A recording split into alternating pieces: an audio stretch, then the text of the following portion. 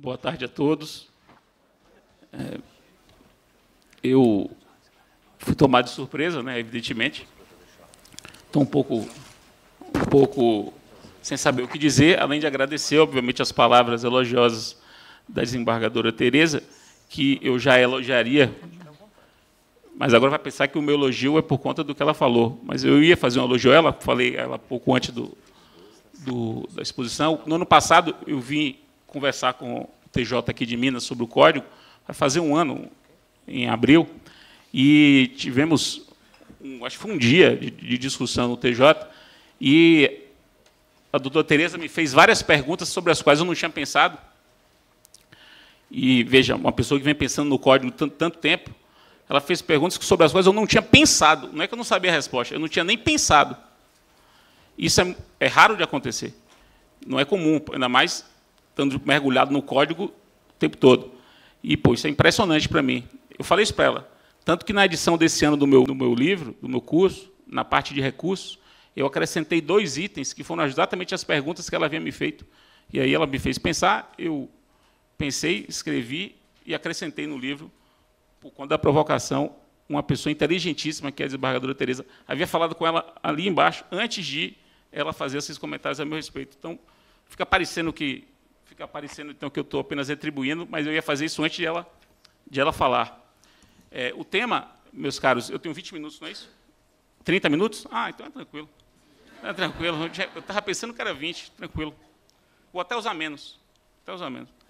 O tema que ficou para mim foi sobre o artigo 1030. É só o artigo 1030. Eu vou conversar com vocês sobre 1030. E, para que a gente comece a conversar sobre 1030, eu queria contar um pouco da história do 1030. Contar um pouco, porque acho que vocês vão entender por que essa história é relevante. Quando o Código estava sendo elaborado,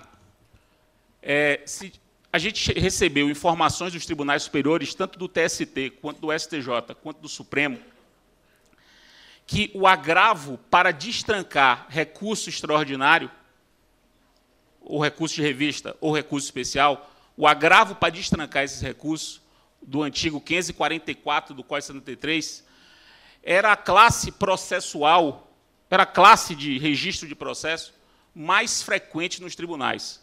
Algo em torno, dependendo do tribunal, entre 75% a 83%.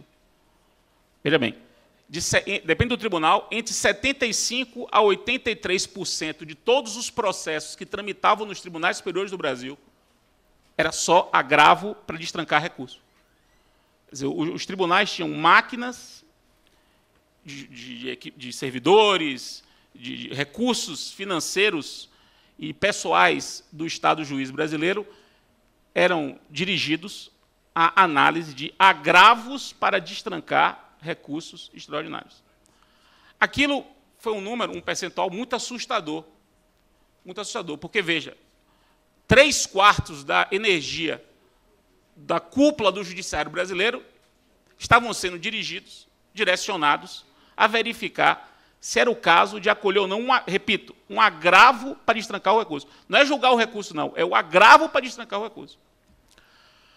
Esses números fizeram com que a Câmara dos Deputados propusesse, na versão do Código, a eliminação do juízo de admissibilidade de todos os recursos, da apelação aos recursos extraordinários, eliminação do juízo de admissibilidade na origem, ou seja, os recursos só passariam por um crivo de admissibilidade em uma instância, a última.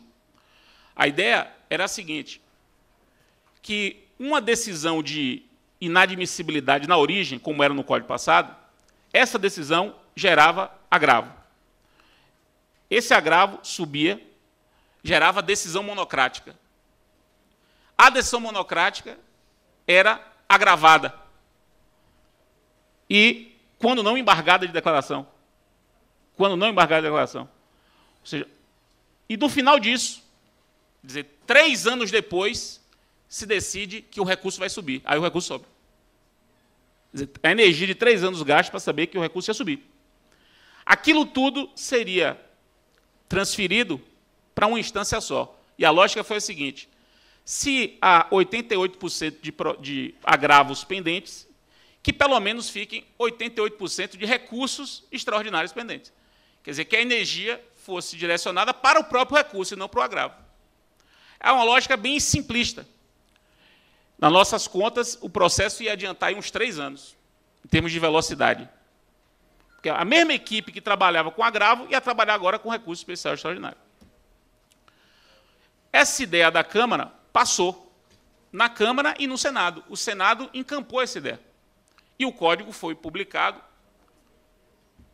em março de 2015 com essa lógica. Nenhum recurso passa pela admissibilidade na origem, mesmo os extraordinários. Quando isso saiu, isso foi publicado em março de 2015, os tribunais superiores perceberam o que tinha acontecido, embora eles houvessem sido avisados e foram, inclusive, consultados durante a tramitação. Mas, enfim, passou. Aí, não sei se os mais novos vão se lembrar, vão ter a dimensão do que significa essa expressão, a ficha caiu. Acho que só o pessoal do tempo de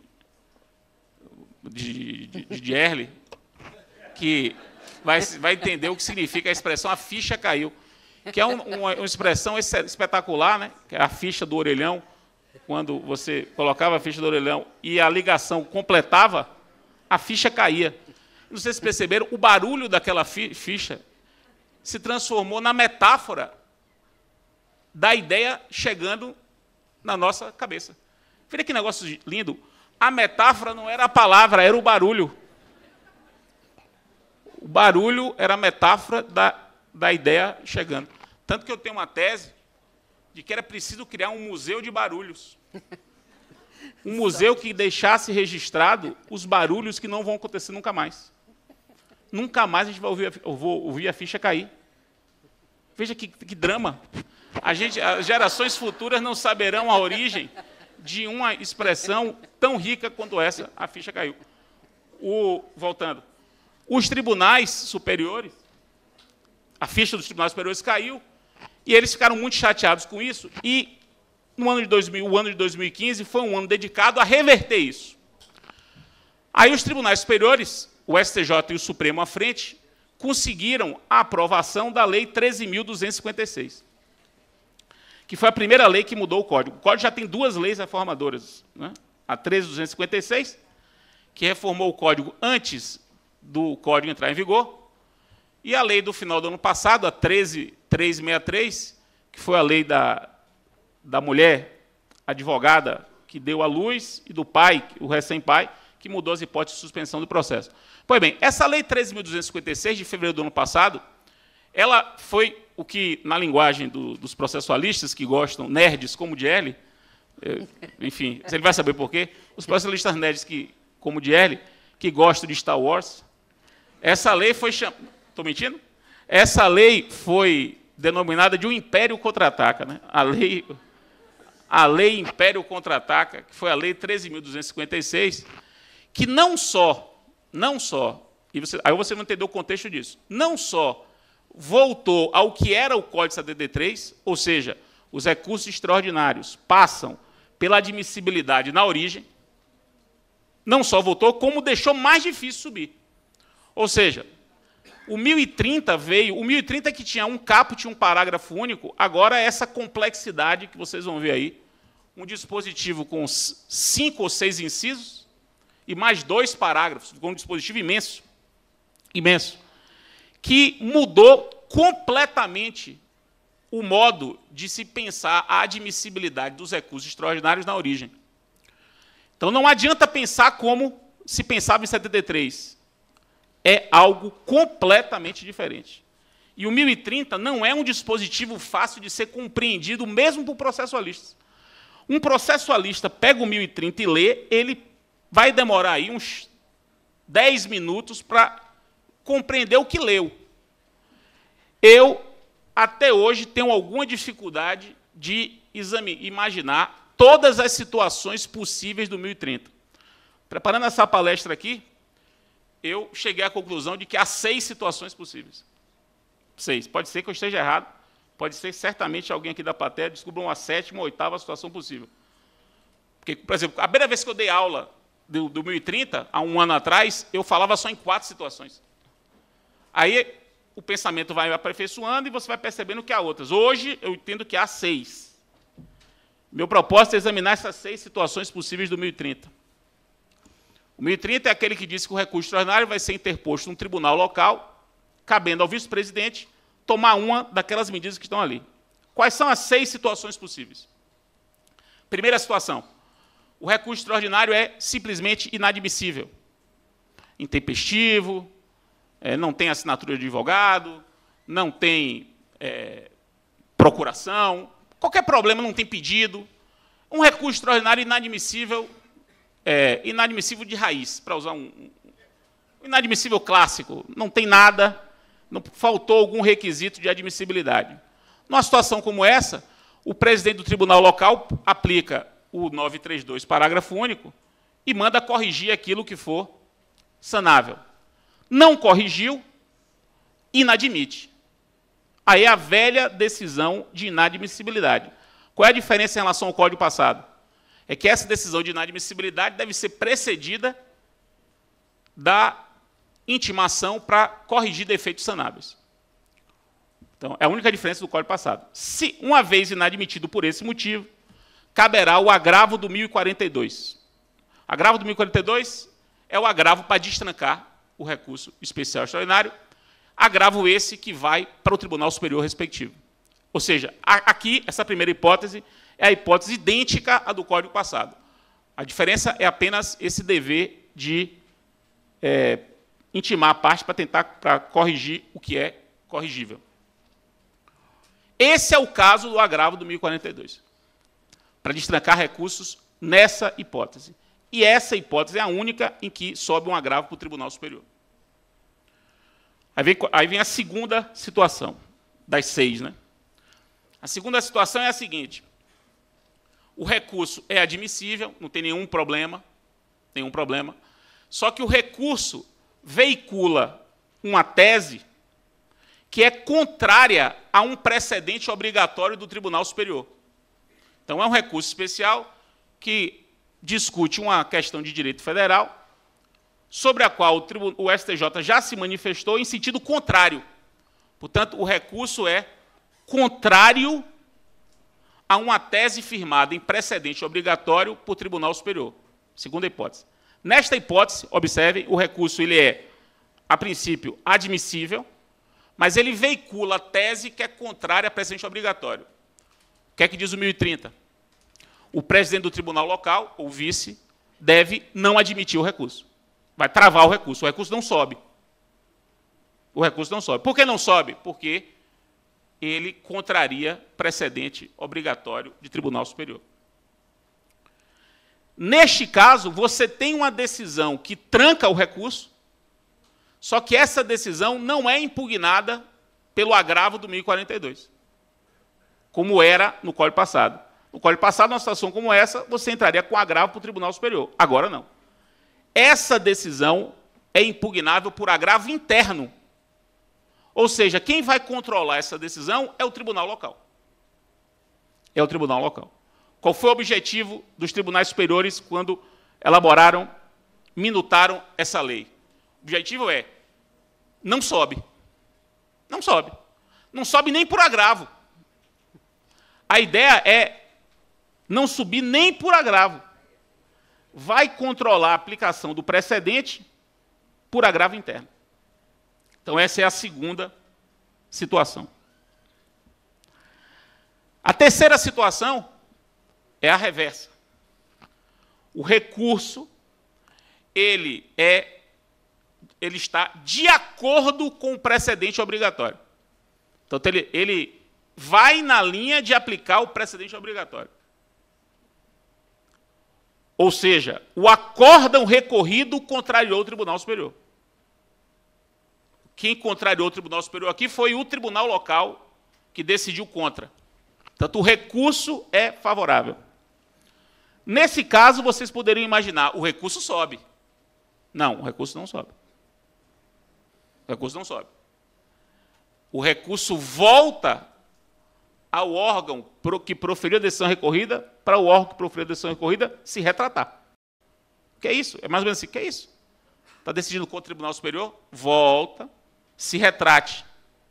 Se não se retratar, mas só depois de voltar, uma segunda chance, digamos assim, se não se retratar, aí o recurso sobe. Aí sobe. Mas, a princípio, não sobe. A princípio, não sobe. Qual é o objetivo? Represar. O objetivo, claro, é represar. Dar uma segunda chance para ver se o tribunal local passa a agir em conformidade com os precedentes obrigatórios. Quarta situação?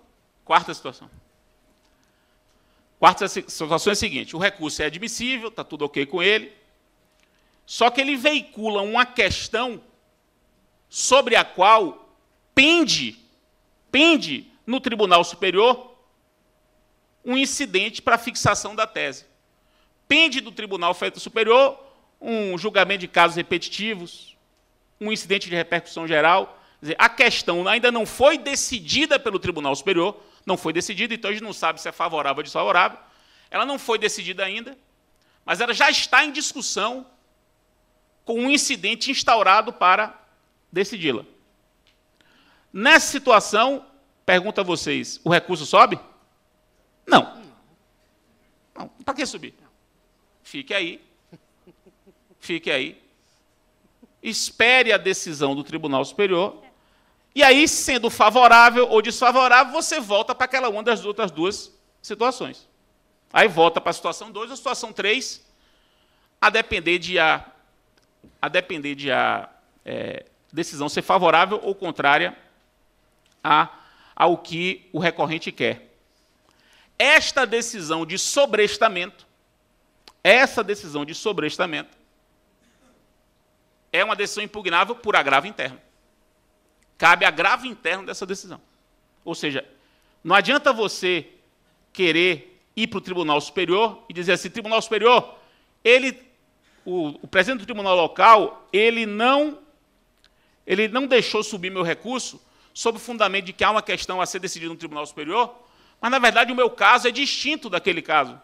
Minha tese é outra. Ele errou no sobrestamento.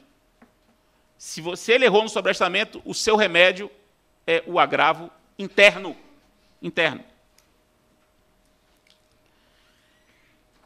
Quinta situação. O recurso extraordinário é interposto e versa sobre questão inédita. Vamos chamar de questão inédita aquela que nem foi decidida ainda pelo Tribunal Superior, nem está pendente de decisão. Então, vamos chamar ela de questão inédita. Então, o recurso é admissível, mas versa sobre questão inédita. E essa questão inédita é repetitiva. Ela já está naquele tribunal ali, tem uns 20, 30 processos discutindo aquele assunto, mas nenhum deles ainda chegou ao Tribunal Superior. Então, é uma questão repetitiva inédita. Inédita porque não há precedente do Tribunal Superior obrigatório, nem há afetação para decidir no Tribunal Superior essa questão. Essa é a quinta situação. Aí você pensa, o recurso sobe? Depende. Aí depende.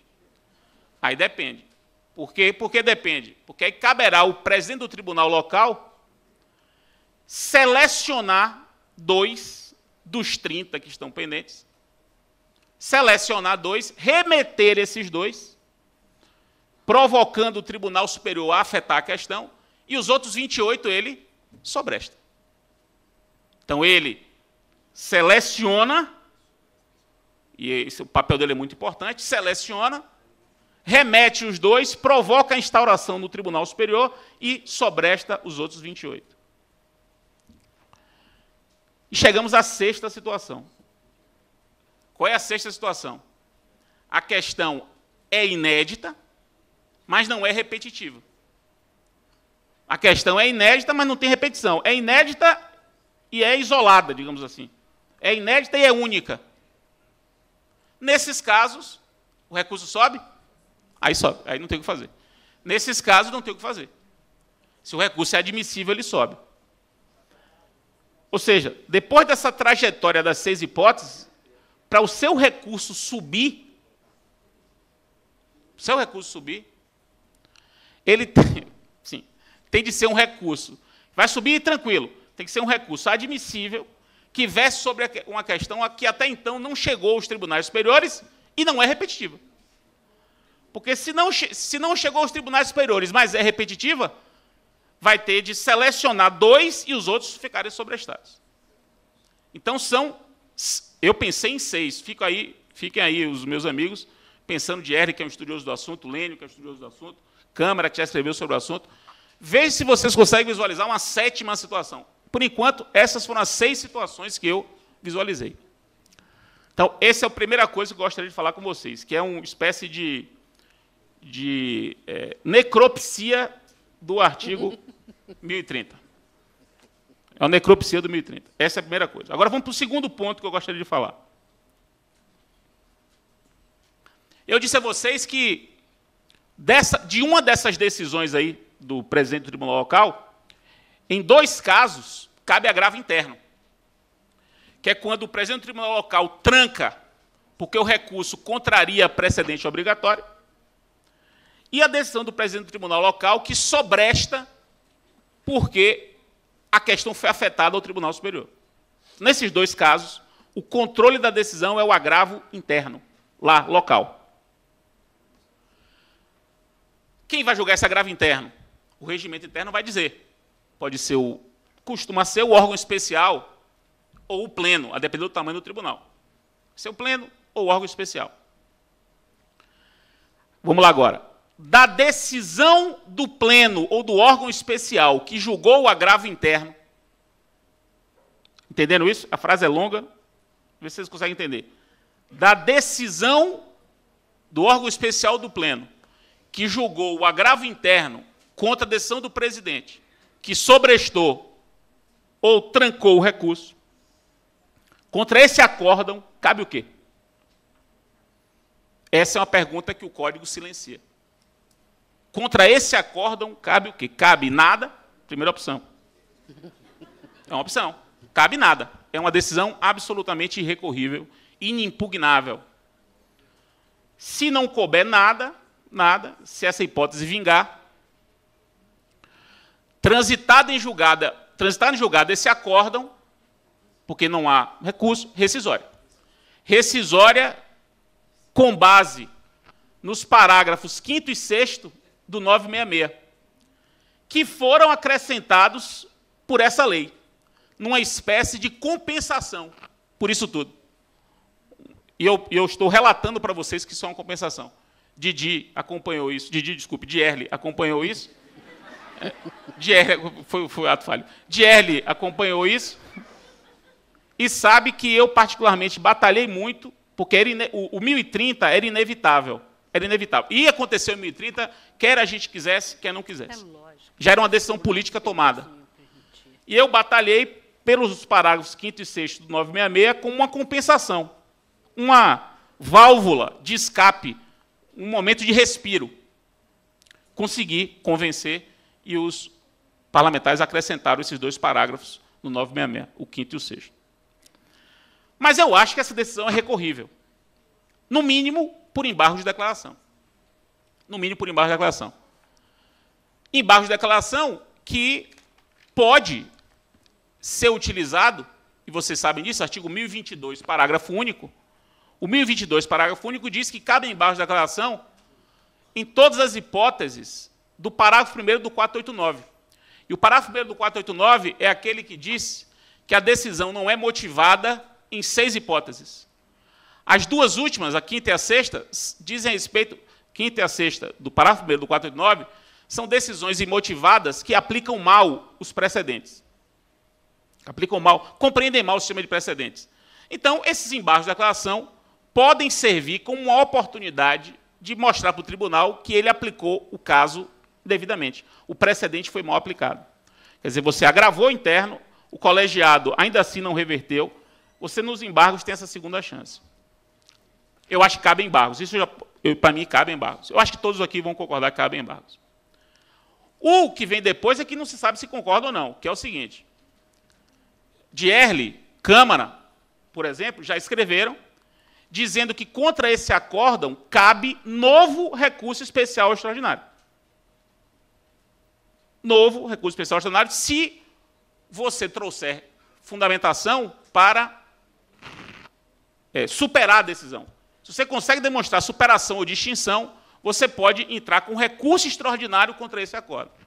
É uma tese que Dierle está defendendo, Câmara está defendendo. Eu acho, já falei para eles, inclusive, que essa tese não vai pegar.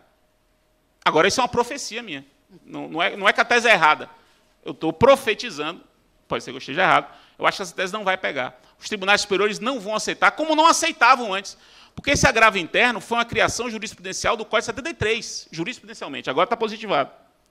E no Código 73, criação jurisprudencial, não se admitia novo recurso contra o acordo que julgasse o agravo interno, nesses casos. Então, acho que não vai pegar. Acho eu que o caso é de reclamação. Reclamação com base no 988, parágrafo 5º. Acho que cabe reclamação. Eu sei que é uma interpretação mais elástica da reclamação, mas eu defendo que cabe reclamação. Agora, também com um problema. Reclamação não pode ser ajuizada se a decisão transitou em julgado. E o que é o trânsito em julgado dessa decisão contra a qual não cabe recurso, salvo embargo de declaração? É um problema que vai ser enfrentado. Há um precedente que eu conheço do STF, da lava do ministro Barroso, que diz que o prazo para essa reclamação é de 5 dias. Por que 5 dias? Porque esse acórdão só pode ser impugnado por embargo de declaração, prazo de 5 dias. Como você tem que entrar com a reclamação antes do trânsito em julgado, tem que entrar com a reclamação em 5 dias. Senão, se você entrar depois, entrará com a reclamação contra a decisão que já transitou em julgado. Se você entender, adotar a tese de Dierle e de Câmara, o prazo será de 15 dias. Porque eles defendem a tese de que cabe recurso extraordinário. Então, ou é 5 ou é 15, tem prazo para essa reclamação. Já há precedente dizendo que é 5, e eu acho que é isso que vai prevalecer. Mas eu não estou avaliando se isso é bom ou ruim, eu estou apenas profetizando. Eu acho que o que vai prevalecer nos tribunais superiores, pelo espírito dos tribunais superiores no ponto, é que essa reclamação deverá ser ajuizada em 5 dias, porque é o prazo do recurso cabível contra esse acordo, pelo menos em tese cabível. E aí, para terminar, meu tempo já acabou. Meia hora já estou falando 25 minutos. Fui falar do som, gastei tempo com isso. A culpa foi da ficha. Fui fazer uma egotrip aqui com a ficha, me lembrei da minha época aqui de adolescente. Pois bem, para terminar, a questão que mais tem incomodado a nós processualistas, eu acho que esse incômodo é um incômodo generalizado. Todo processualista que se debruçou sobre 1030 com mais seriedade está incomodado com a seguinte situação. Se 1030 for aplicado a ferro e fogo dessa forma, como os tribunais superiores revisarão os seus entendimentos? Como oxigenar os tribunais superiores para que eles repensem o tema? Já que agora o tema foi fixado e eu não posso mais subir, porque trava lá embaixo, como fazer com que haja superação do entendimento? Essa é a grande pergunta, o grande mistério do 1030. Todos nós estamos debruçados sobre isso. Não há uma uniformidade de pensamento. Eu quero apresentar 2 propostas. Obviamente, a doutrina sobre o assunto terá de ser uma doutrina para mostrar como se pode superar. Nenhuma doutrina pode dizer que não é possível superar. Ninguém vai dizer isso, porque seria contra todo o sistema. Então, se toda a doutrina vai ter de se direcionar para interpretar como os tribunais superiores poderão superar seus próprios entendimentos, já que agora tudo trava, a partir dessa premissa, eu apresento 2 propostas, que são cumulativas, não são alternativas, são cumulativas. As coisas podem acontecer ao mesmo tempo. A primeira é a seguinte: eu entendo que o presidente do tribunal local pode liberar o recurso extraordinário se o recurso extraordinário vier com alegação de distinção ou superação. E ele, presidente do tribunal local, aplicando o 489, parágrafo 5º, parágrafo 1º do CPC, ele pode dizer o seguinte: percebi pelo recurso que o caso é distinto, subo, o recurso sobe, deixa o Supremo decidir se é distinto ou não. A alegação de distinção no recurso especial extraordinário autorizaria que o presidente do tribunal local, aplicando o 489, parágrafo 1º, inciso 5 ou 6, remetesse, cabendo ao Supremo, decidir se o recurso vai ser admitido ou não. Eu acho que isso é absolutamente indispensável e totalmente de acordo com o Código. Não é uma solução contra a lei, é uma solução dentro do Código. E a segunda solução, já sei que já acabou, já sei. É um sinal educado de que acabou. A segunda solução é a seguinte, que é cumulativa com a primeira.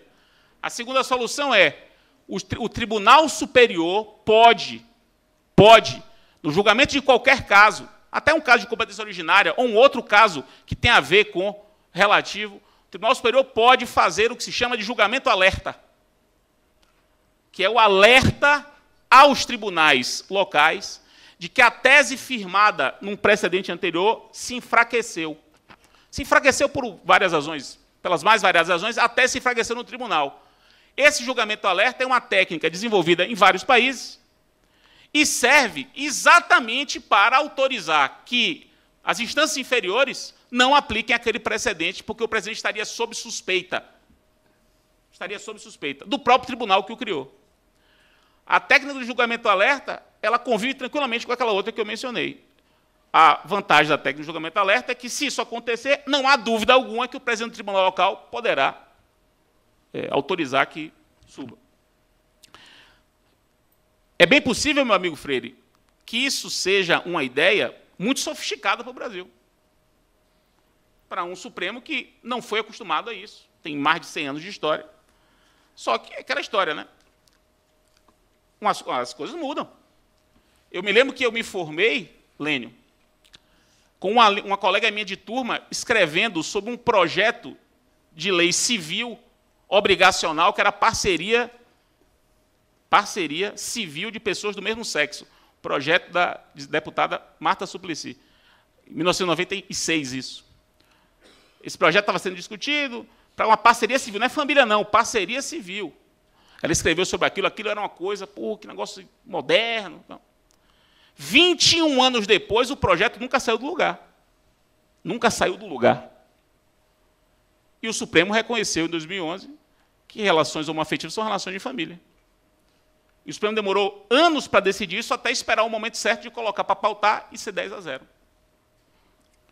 O que eu quero dizer? As coisas mudam. O que não dá é para a gente, da doutrina, fazer doutrina retrospectiva. Não dá é fazer doutrina retrospectiva. Doutrina de comentar o que se decide.